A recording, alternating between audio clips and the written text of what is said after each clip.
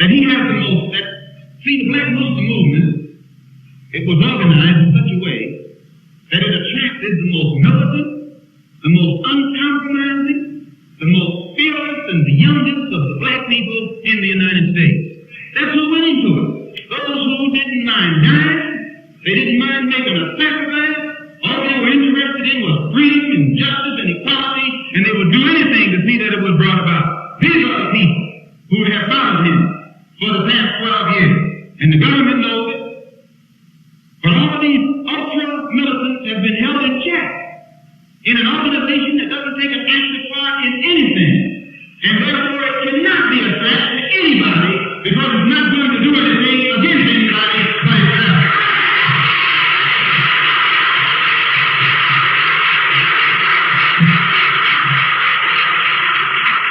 Don't you know? The way they threw that bomb in there, they could have thrown it in the Ku Klux Klan house. Why do you want to bomb my house? Why the hell bomb the Klan? I'm going to tell you what. In 1960, in December of 1960, I was in the home of Jeremiah, the minister, in Atlanta, Georgia. I'm ashamed to say it, but I'm going to tell you the truth. I sat at the table myself with the heads of the Ku Klux Klan. I sat there myself with the heads of the Ku Klux Klan, who at that time were trying to negotiate with Elijah Muhammad so that they could make available to him a large area of land in Georgia, or I think it was South Carolina. They had some very responsible persons in the government who were involved in it and who were willing to go along with it. They wanted to make this land available to him so that his program of separation would sound more feasible to Negroes and therefore lessen the pressure that the integrationists were putting upon the white man. I said this. I negotiated. I listened to their offers. And I was the one who went back to Chicago and told Elijah Muhammad what they had offered. Now, this was in December of 1960. The code name that Jeremiah gave the Klan leader was 666. Whenever they would refer to him, they would refer to him as Old Six. What his name was right now escapes me. But they even sat there and told stories what they had done on different escapades that they had been involved in. Jeremiah was there, his wife was there, and I was there, and the Klan was there.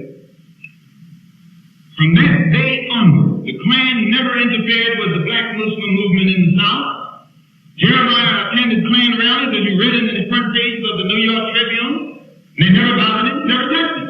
They never touched a Muslim, and a Muslim never touched them. Elijah Muhammad would never let me go back down south since January of 1961. I've never went south as long as I remained in the black Muslim movement again. From January 1961, because most of the action that Muslims got involved in was action that I was involved in myself. Wherever it happened in the country, whether it was an action, it was action that I was involved in because I believed in action. I never had gone along with no Ku Klux Klan. And another one that he had made a deal with was this man Rockwell. Rockwell and Elijah Muhammad are regular correspondents with each other. You can hate me for telling you this, but I'm going to tell it to you. Rockwell attended the rallies because Elijah Muhammad put the okay on it.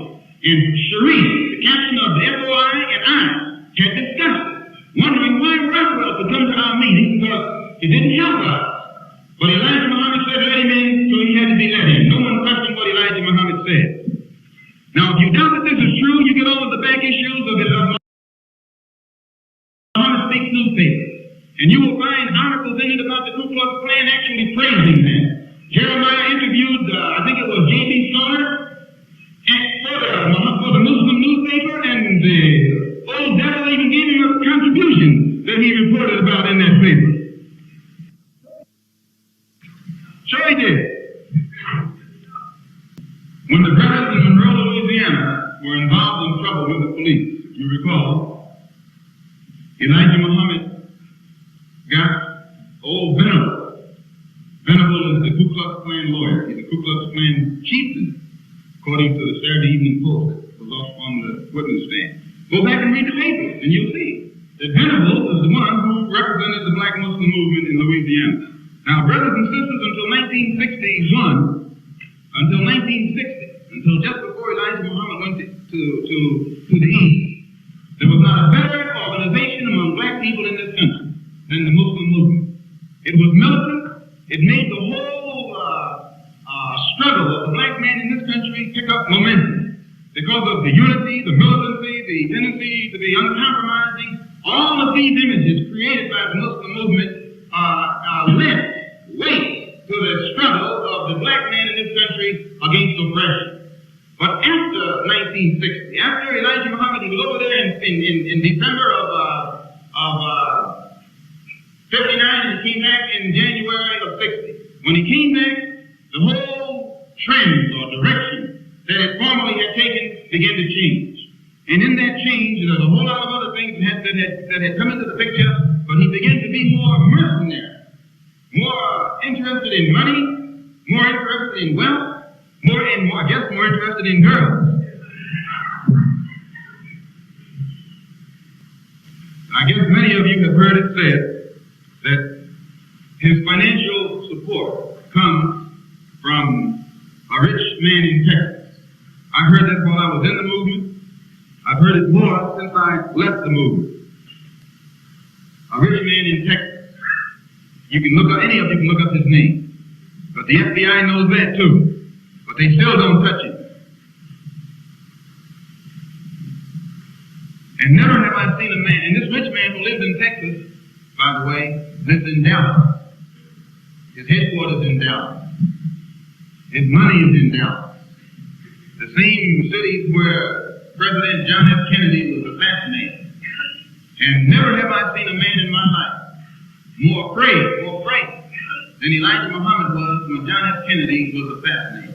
I've never in my life seen a man as frightened as he was. And when I made the statement that I did, well, he almost cracked up behind it. Because there were all kinds of implications to it that at that time were way above and beyond my understanding.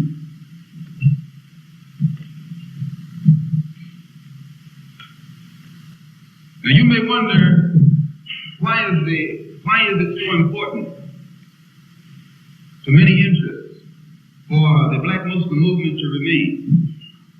As I told you, it has the most militant, most uncompromising, most dissatisfied black people in America in it. Many have left it, many are still in it.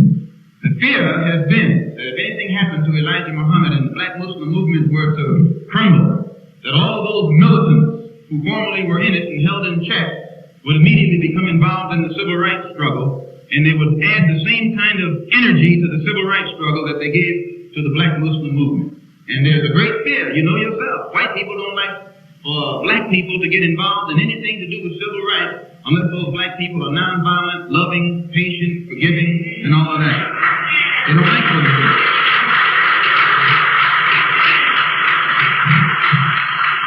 And there has been a conspiracy across the country on the part of many factions of the press to suppress news that would open the eyes of the Muslims who are following Elijah Muhammad. They continue to make him look like he's a prophet somewhere who is getting some messages direct from God and is untouchable and things of that sort. Telling you the truth. But they do know that if something were to happen and all these brothers were their eyes were to come open, they would be right out here in every one of these civil rights organizations making these Uncle Tom Negro leaders stand up and fight like men instead of running around here non-violently acting like women.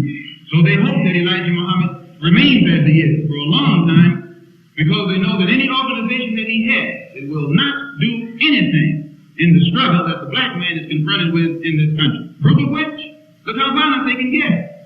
They've been violent from coast to coast. Muslims in the Muslim movement have been involved in cold, calculated violence. And not at one time have they been involved in any violence against the Ku Klux Klan. They're capable. They're qualified. They're equipped. They know how to do it. But they'll never do it only to another brother.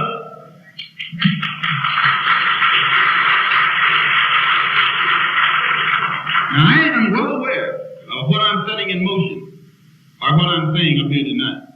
I'm well aware. But I have never said or done anything in my life that I wasn't prepared to suffer the consequences for.